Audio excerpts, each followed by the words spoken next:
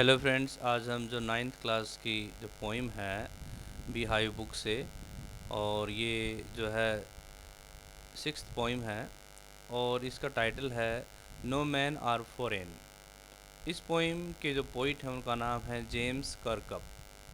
James कर्कअप जो poet हैं इस पोइम के, उन्होंने नेशनल ब्रदरहुड का जो कॉन्सेप्ट है इस पोइम के ज़रिए एक्सप्रेस किया है, उसको हाईलाइट किया है।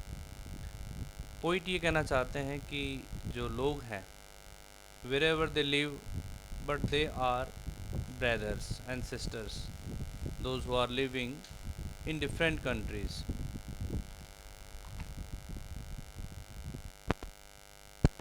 The poet wants to say that if we remove all the borders from the all the countries, definitely no one is strange, no one is unknown to us.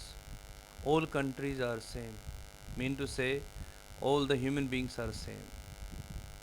Okay, so no man is a foreigner. We all are just like brothers who are living in different parts of the world. So, how the poet highlights the universal brotherhood concept in this poem. So, let's read this poem and we'll come to know. Have you ever thought of some people as strange or other countries as foreign? We have many ways of thinking of other people as different from us as them. They may belong to a different country or speak a different language. In this poem, however, the poet reminds us of the many ways in which we are all the same, for we are all human. So, the poet just raises one question कि क्या आपने कभी कुछ लोगों को strange समझा है या उनको एक अजीब मानते हैं या दूसरे कंट्री के मानते हैं। आपने कहता है कि लोगों को डिफरेंट माना है, हमसे अलग माना है, उनको अलग सोचा है, अलग अलग तरीके से उनको अलग समझा है। हो सकता है वो डिफरेंट कंट्री से बिलोंग करते हों, डिफरेंट लैंग्वेज बोलते हों, लेकिन इस पोइम के अंदर जो पोइट है वो हमें और बहुत सारे तरीके हैं उनके बारे में बताता है, उनके बारे में रिमाइंड करवाता है कि अगर उन तरीक़ों से हम सोचें या उस तरीके से देखें तो हम सब एक हैं और हम सभी ह्यूमन हैं। तो देखिए first stanza. Remember no man are strange, no countries foreign, beneath all uniforms a single body breathes like ours. The land our brothers walk upon is earth like this, in which we all shall lie. The poet wants to stress the fact that no men are strange, and this is the fact we should remember. We must remember that no men are foreign and no countries foreign. Countries foreign कैसे नहीं है? If we remove the borders, then all countries will be same. Mean to say, the poet highlights the fact that if we remove all the borders, then all countries will be same.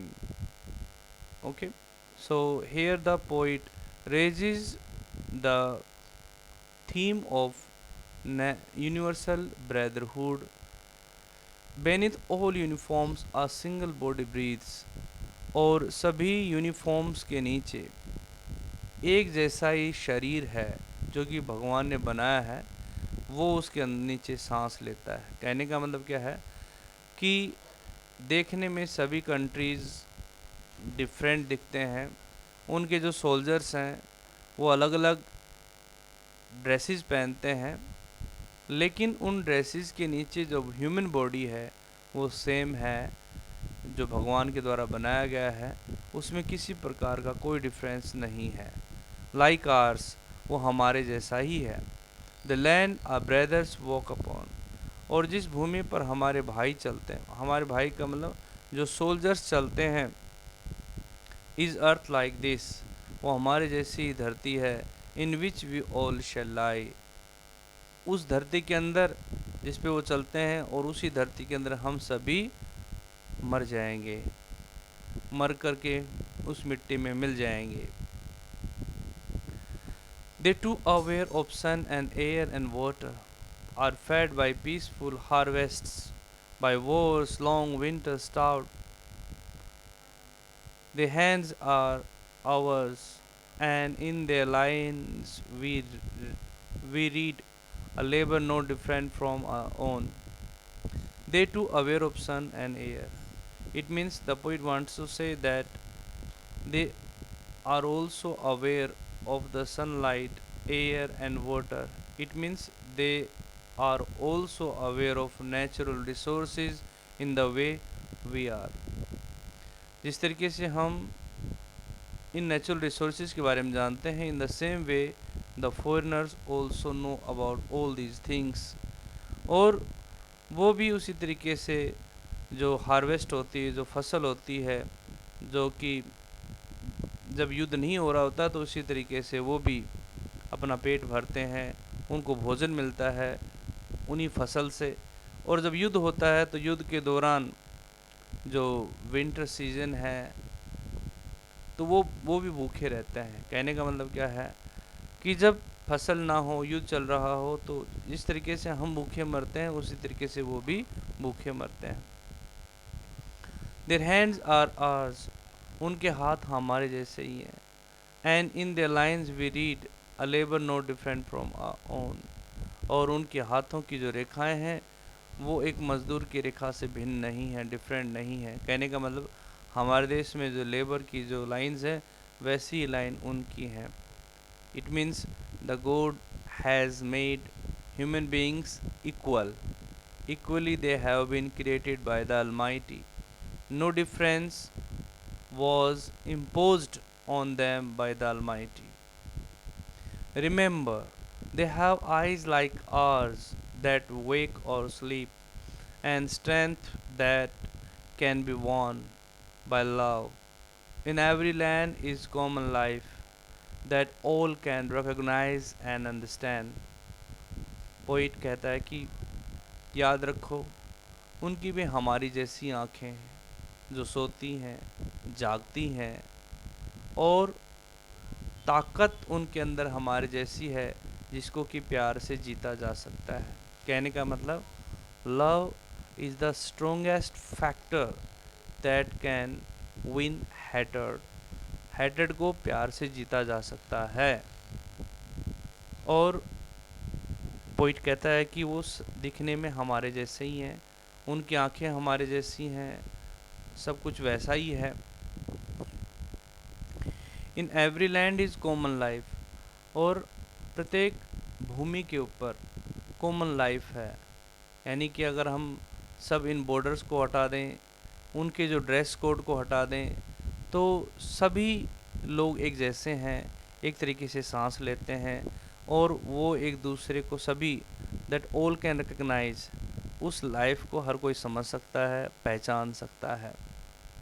कहने का मतलब है कि वो same human body सभी जगह एक ही है। Let's remember whenever we are told to hate our brothers, it is ourselves that we shall dispose, betray, condemn. Remember, we who take arms against each other. Here the poet wants to make clear that whenever we are taught to hate our brothers, कि जब कभी हम ये सिखाया जाता है कि अपने भाइयों से नफ़रत करो, ये तुम्हारे एनिमीज़ हैं। कहने का मतलब अपने एनिमीज़ से हमें नफ़रत करना सिखाया जाता है, लेकिन पोइट कहता है कि वो हमारे एनिमीज़ नहीं हैं, वो हमारे जैसे ही भाई हैं। अपने भाइयों से हमें नफ़रत करने के लिए सिखाया जाता है, तो उस समय ये मान के चलो कि हमें अपने आप से ही नफ़रत करना सिखाया जाता है। That we shall dispose is betray condemn.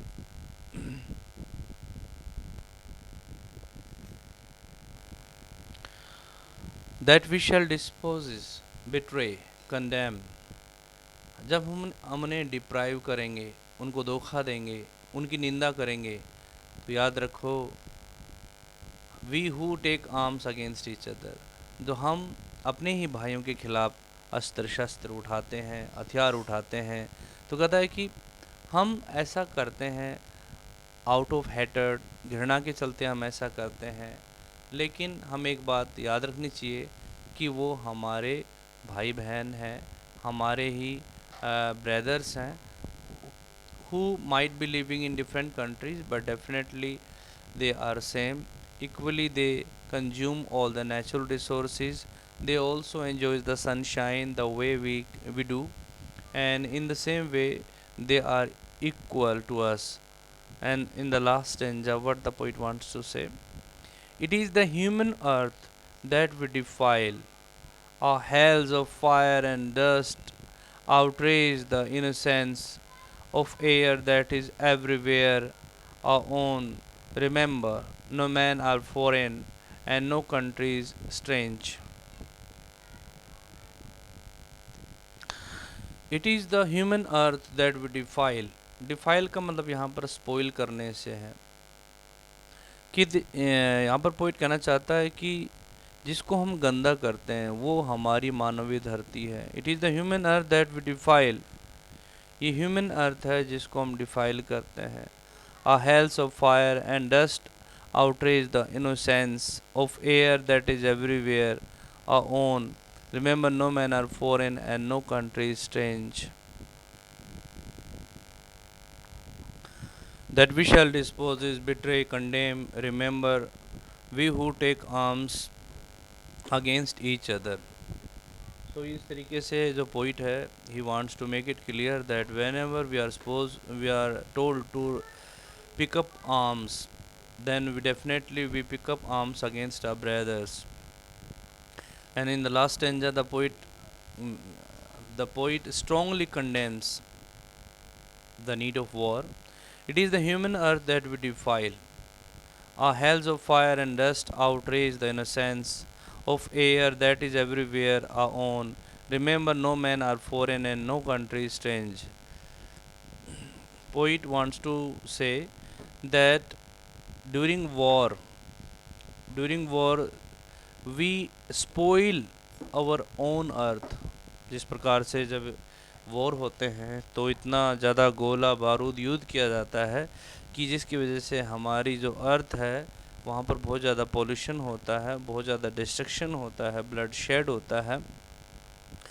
और hells of fire and dust outrage the innocence, और हमारी हेल का मतलब यहाँ पर होता है नफ़रत, कि हमारी जो नफ़रत की जो आग है और जो मिट्टी वहाँ युद्ध के दौरान उड़ती है, उससे कहता है कि जो इनोसेंस ऑफ एयर, जो हवा की जो सादगी है, जो इनोसेंस है, वो कहने का मतलब वो स्पॉइल होती है। That is everywhere a own, जो हमारी जैसी हवा है, हमारे जैसे ही इनोसेंट लोग रहते हैं, कहता है कि वो भी स्पॉइल हो जाते हैं। कहने का मतलब होता है कि उनका मिजाज भी चेंज हो जाता है, और जो हमारी अर्थ है, जो प्योरिटी है, जो मदर नेचर है, कहता है कि वो भी नाराज़ हो जाती है। Remember, no man are foreign and no countries strange. तो एक बात हमेशा याद रखनी चाहिए कि कोई भी जो व्यक्ति है वो फॉरेन नहीं है, विदेशी नहीं है, स्ट्रेंज नहीं है, और कोई भी कंट्रीज़ हमसे अलग नहीं है। हमारे एक जैसे ही लोग हैं जो वहाँ पर रहते हैं, but just because of lust we are creating enemies, we are making enemies all over the earth. And you know nowadays what the China is doing. China is very lusty, mean to say that China has lust to expand its empire all over the world, and that's why he is doing such type of things. Okay, so इस तरीके की हरकतें नहीं होनी चाहिए। और point यही कहना चाहते हैं कि जो यूनिवर्सल ब्रदरहुड है उसका जो प्रिंसिपल है, जो ओपिनियन है, जो कॉन्सेप्ट है, उसको हमें समझना चाहिए और हमें मिलजुल के रहना चाहिए। ठीक है, तो अब इसमें अगर हम बात करें तो यहाँ पर जो इसका राइम स्कीम है, फॉरेन ब्रीथ्स अपॉन लाई, तो यहाँ पर A B C D ये इसका राइम स्कीम है।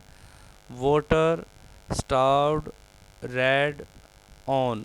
तो water ए, यहाँ पर ए बी बी सी।